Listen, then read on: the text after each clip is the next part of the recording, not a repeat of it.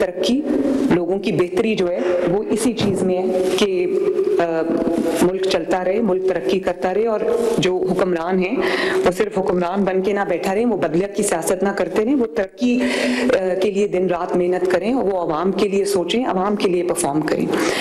एक बात मैं और कहना चाहती हूँ, क्योंकि यहाँ पर आज PMLN के सीनियर्स भी मौजूद हैं, पुराने लोग मौजूद हैं जो जनरेशन से मुस्लिम लीग नून के साथ हैं, मुझे नज़र आ रहे हैं माशाल्लाह। तो मैं एक बात जो मैं अक्सर सोचती हूँ, लेकिन आज शायद मैं पहली बार करने लगी हूँ, और वो ये है कि जो खिदमत है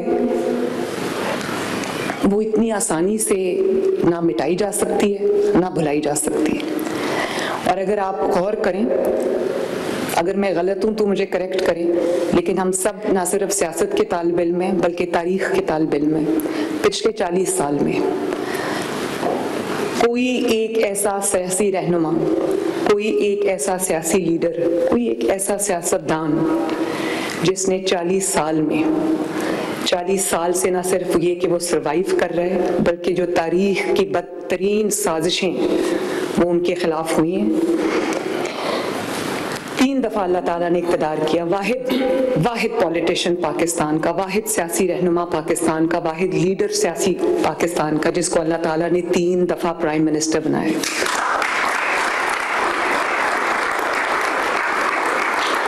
लेकिन ये कहानी यहाँ ख़त्म नहीं हुई। अल्लाह ताला ने तारीख रकम की, 3 दफ़ा कोई प्राइम मिनिस्टर नहीं बना पाकिस्तान के 25 करोड़ अवाम से, पहला शख्स है। लेकिन 3 दफ़ा साजिश करके उनको निकाला गया।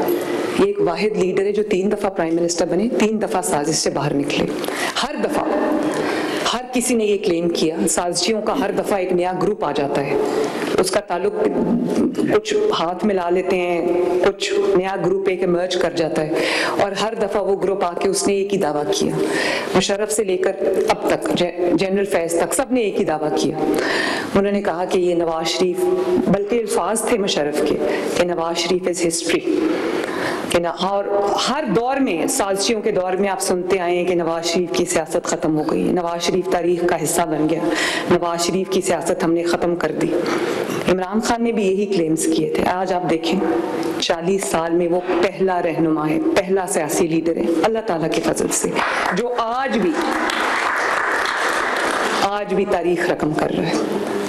प्राइम मिनिस्टर शहबाज शरीफ उनके भाई हैं, मरियम नवाज उनकी बेटी है, लेकिन हुकूमत नवाज शरीफ की है।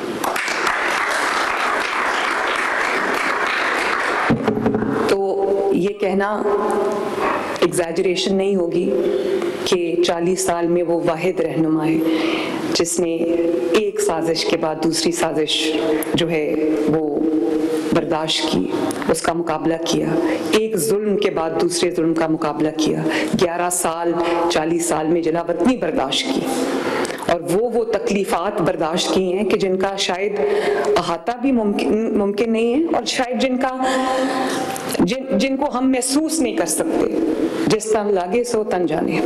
लेकिन आज भी अल्लाह ताला के फजल से पूरी आबो ताब के साथ खड़ा है, और इस मुल्क का प्रेजेंट भी वो है, पास्ट भी वो है, इंशाल्लाह फ्यूचर भी वो है।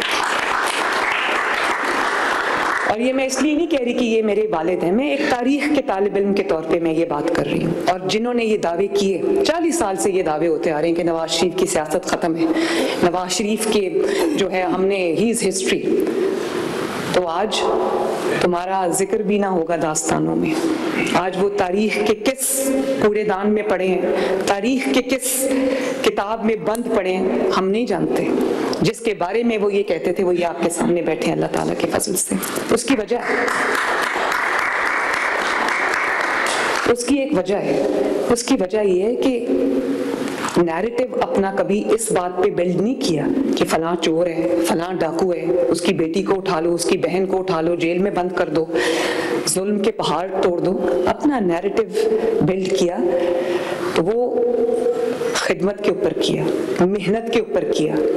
आज भले लोग हमें ताना देते हैं कि मरूसी सियासत का, लेकिन विरासत में क्या सिखाया? और विरासत सिर्फ बच्चों को पास ऑन नहीं हुई, भाई को नहीं मिली, सब उसके जो सबके हिस्से में वो आया, क्या किया? काम सिखाया। आज आप भले कहें कि शहबाज शरीफ साहब मुझसे आगे चले गए हैं, मरियम अच्छा काम कर रही है, लेकिन वो काम हमने किससे सीखा है? वो काम हमने नवाज शरीफ से सीखा है। और आज भी बिला नागा रोज जब मैं घर जाती हूँ या घर से निकलने लगती हूँ तो मैं सलाम करती हूँ जाके, तो यही कहते हैं, बेटा अपनी नीयत को नेक रखो, अपनी नीयत को के अंदर जो खुदनुमाई मत आने दो, अवाम के अंदर जाओ, अवाम की खिदमत करो, उनकी जो रोटी है, उनकी जो रोजमर्रा की जरूरियात हैं, उनकी कीमतों को कंट्रोल करो। हर रोज ये बात करते हैं, हर रोज, और हर रोज मेरे दिमाग में ये बात जो है वो बहुत ये पक्की होती जा रही है। तो हमने विरासत में गाली देनी नहीं सीखी, हमने विरासत में बदतमीजी करनी नहीं सीखी, हमने विरासत में बदतहजीबी नहीं सीखी, हमने विरासत में खवातीन को आवाजें कसना नहीं सीखा, हमने विरासत में इंतकाम लेना नहीं सीखा, हमें विरासत में नाअहली और नालायकी नहीं मिली, हमें विरासत में मेहनत मिली है, हमें विरासत में इज्जत और एहतराम करना सिखाया गया है, हमें विरासत में मेहनत करना सिखाया गया, हमें विरासत में अवाम की खिदमत करनी सिखाई गई है, हमें विरासत में मेहनत करनी, अवाम के लिए अपनी नीयत को खालिस करना सिखाया गया है। और मैं ये बात बरमला कहती हूँ और आज दोबारा कहूंगी कि पिछले 40 साल में अगर नवाज शरीफ साहब की खिदमत को निकाल दिया जाए, उनके कामों को निकाल दिया जाए, तो पाकिस्तान में खंडरात के अलावा कुछ नहीं बचता। और ये कोई अचानक नहीं हो गया कि पिछले 4 साल में तबाही, जैसे नवाज शरीफ साहब ने सही कहा कि तबाही के धाने तक मुआशरती तबाही और जो इक्तिसादी तबाही, हमारी जो फॉरेन पॉलिसी, फॉरेन रिलेशंस की जो हमारी तबाही है, हर किस्म की तबाही इस मुल्क में उन 4 सालों में लाई गई। और फिर वो मुल्क जो तरक्की की मनाजिल तय कर रहा था, रिकॉर्ड तोड़ रहा था नवाज शरीफ साहब के दौर में, वो फिर जमीन के नीचे चली गई वो सारी इंडिकेटर्स। और आज सिर्फ 1.5 साल के अंदर अंदर हमें जब हुकूमत मिली तो लोग कह रहे थे डिफॉल्ट कर जाएगा मुल्क, और इस इंतजार में पाकिस्तान के दुश्मन अंदरूनी और बैरूनी इस इंतजार में बैठे थे कि पाकिस्तान कब डिफॉल्ट करता है।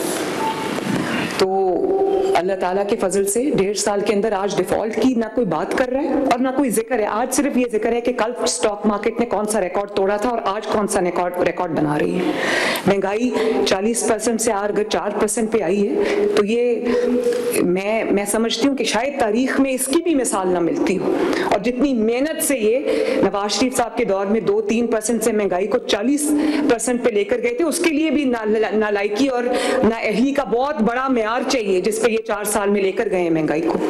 तो अल्लाह ताला का शुक्र है, अवाम देख रही है, मुझे खुशी है कि अवाम देख रही है और अवाम इस चीज को महसूस कर रही है, अवाम तब्दीली, हकीकी तब्दीली को महसूस कर रही है।